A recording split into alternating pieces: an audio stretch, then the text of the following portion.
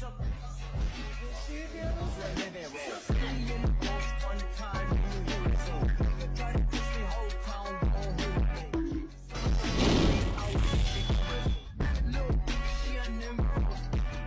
everybody, it's Onyx here, and today I am bringing you part 6 of What If Deku Had Full Counter.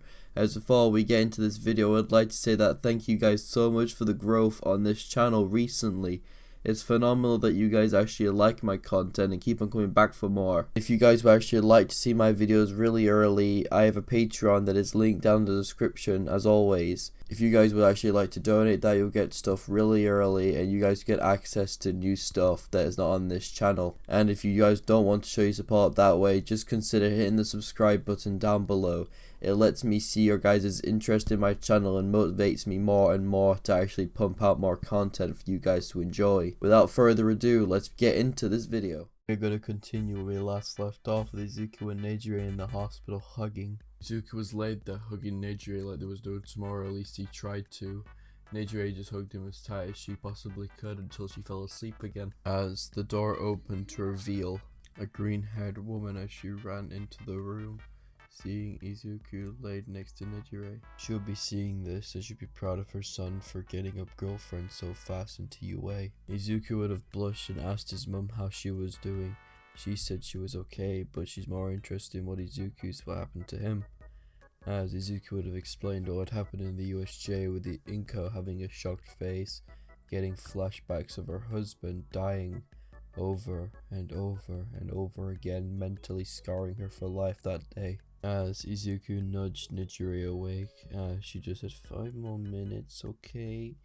She said in a very innocent tone. As Izuku just nudged her one more time, she just whispered in her ear, "My mom's here, come on Nejire, wake up," she said.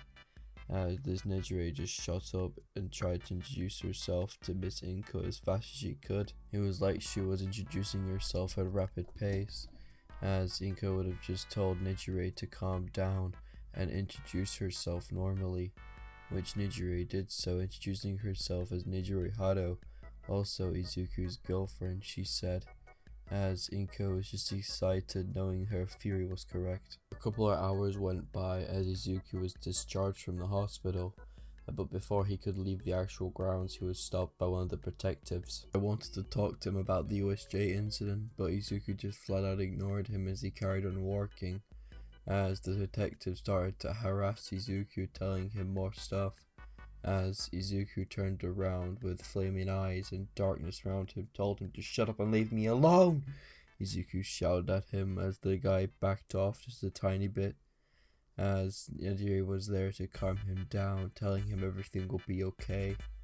As Izuku and Nejire both walked home, as we do a time skip of 2 more days where Izuku and Nejire were both walking to UA. Izuku and Nejire both arrived at UA's classes as Nejire said goodbye to Izuku with Izuku in his first lesson of the day. Everyone was talking, but mostly everyone was trying to avoid Izuku because the amount of power he showed, killing the Nomu in the last fight. As Iraka was just about to walk over to Izuku to say something, as the door was slammed open by Aizawa with his broken arm and bandaged up body like a mummy, as Aizawa came walking in to stand up to the podium, telling everyone to sit down and take their seats, which everyone did, as Izuku just raised his hand asking if his uncle Aizawa was okay.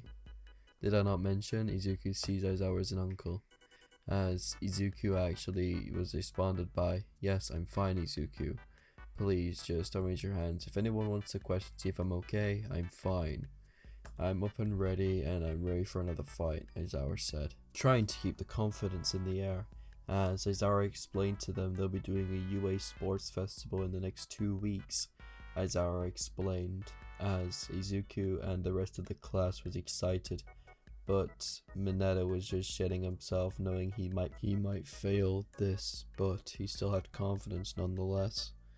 As we do a cut to a couple of days when Izuku's managed to fix his arms as while he was training with Nejire in combat. "Come on Izuku, you can do better than that, I've seen you do better," she said, giggling at him.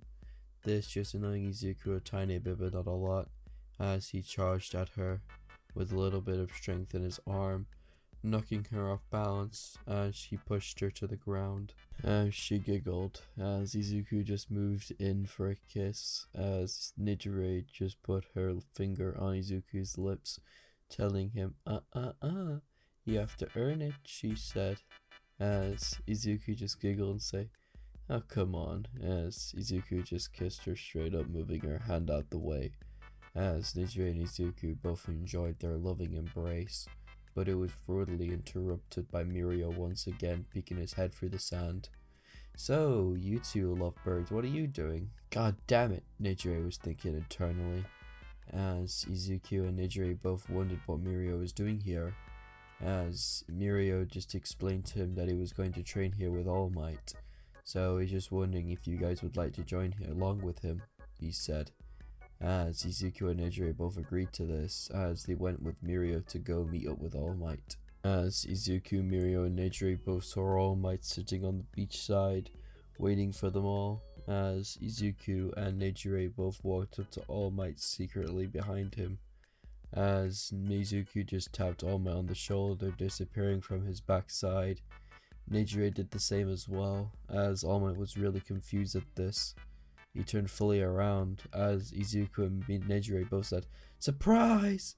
Making All Might shocked as he fell down a little flight of stairs, but it didn't hurt him because he buffed up halfway down, only doing a little bit of damage to him. I'm going to skip the training because I don't feel like actually writing through this bit of the script, as Izuku and All Might both trained through those coming weeks, as Izuku and Nijire both got stronger than their original counterparts because of All Might's extra training, with Gran Torino and Night A in the mix as well. As the day of the sports festival arrived, Izuku and all of his classmates was standing outside of the front gates of their arena, as they are all told to come and meet each other at the front. As they are all arrived in the arena, everyone being nervous because of how many people are watching them and how many eyes at home were going to be watching them as well, so they had to do their best.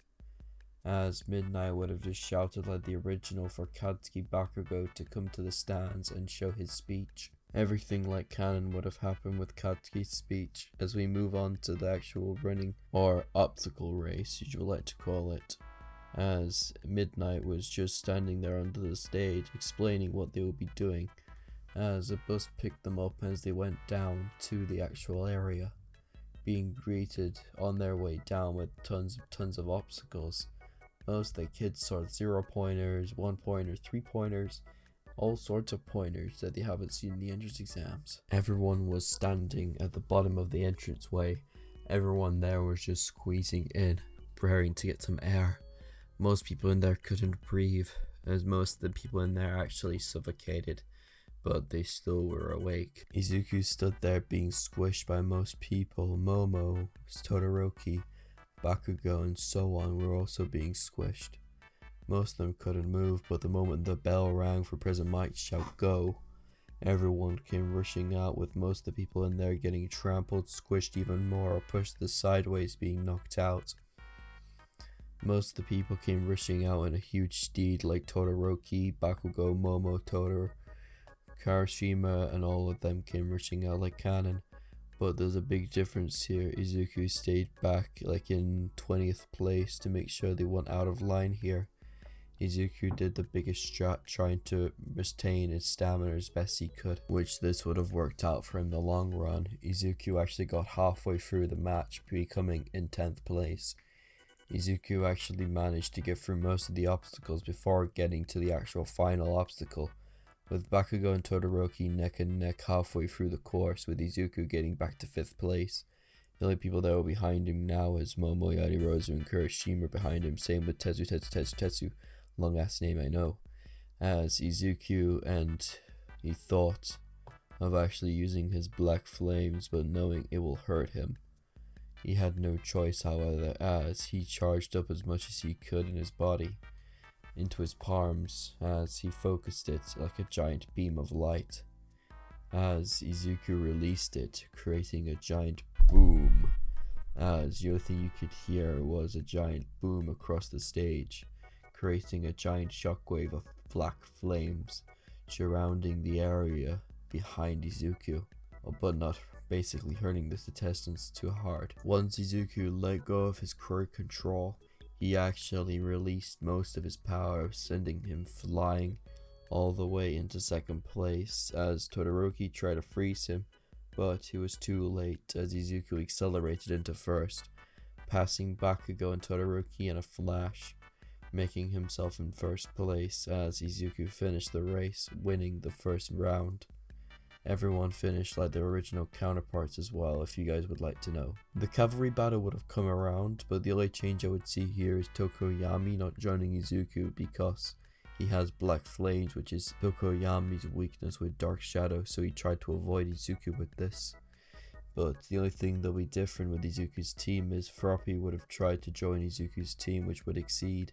There's a big difference here like the original because they don't actually have a full front guard. The only person that they actually have to protect them is Izuku's full counter and Black Flames. As the battle began, Izuku instructed Mei to actually help them go flying in the air as fast as they can, as Todoroki was about to shoot a flame at Izuku, with Izuku being boosted into the air by Mei's rocket fuel boots, sending them flying in the air, dodging Todoroki's ice flame attack. As the little bit of the heat wave managed to get onto Mei's boots, melting the little bits of bottoms of their soles, but still making them usable, as Mei and Izuku and everyone else was still flying in the air, with Izuku actually managed to keep them stable with black flames shooting from his palms, keeping them in the air as long as possible, as Bakugo was flying into the air trying to bomb Izuku's team out of the competition as fast as possible, with Bakugo throwing an explosion at Izuku, with Izuku doing full counter, extending the explosion back at Bakugo with 5 times the force. Bakugo was instantly thrown back down to his teammates, with Kirishima and Zero both catching him on entry. All through that round, most people tried to get near Izuku, but Izuku blasted them away with his flames. As Bakugo and Todoroki tried to get near, Izuku would have just full countered it, but the last minute of the actual round, Izuku's headband was stolen by Kirishima's team, also known as Bakugo's team. Izuku turned around and used his black flames on Kirishima's hardened skin, charring it to the skin, as Kirishima winced in pain, dropping the headband, as Shiryu's actually managed to grab the headband with her tongue, wrapping it around, grabbing it back to Midoriya's head, with Midoriya getting first place in the cavalry battle as well. As for the PvP fights, everything would go like the original. Izuku would have knocked out Shinso, fought out Todoroki, and would have just won, because Izuku could full counter all his attacks. It's pretty fucking obvious he would win. As for the Bakugo fight, this will be without changes. Bakugo tried to focus Izuku more or less, but he failed every single time because of Izuku's hidden reflexes. As Bakugo aimed at the audience trying to throw off Izuku, Izuku stood right in front of the explosion, pulling out his shoe ready to full counter. As Bakugo aimed to a different direction, as Izuku would have stood right in front of Bakugo, punching him in the stomach, knocking the wind out of him before he could fire, as Bakugo would have been pushed back a little bit, but it wouldn't have stopped him from charging at Izuku more and more and more, until Bakugo's arm started to crack and crumble under the pressure of his explosion quirk going off. The explosive blonde wouldn't let up. Izuku tried to make more room, but Bakugo kept on shuddering his arms to make sure Izuku didn't have any room to move. Izuku was at the edge of the arena, as Izuku remembered what All For One's face looked like. Izuku was furious at this, but he tried to keep calm. Izuku's arm was enveloped in a black flamey substance, as he fired it at Bakugo self-consciously, as Bakugo was sent flying back into the arena, sending him down to the ground unconscious, with Izuku winning that fight. Izuku and Bakugo were both rushed to the infirmary for any sorts of injuries they would have had during the fight. Recovery Girl healed them all up and sent them all out for their winning ceremony. Bakugo was chained up like the original, but he wouldn't be on the number 1 podium. He would be on second, which infuriated him even more than the original. Bakugo would have been trying to get out and use his quirk, but realizing his quirk was being nullified by the handcuffs he was wearing.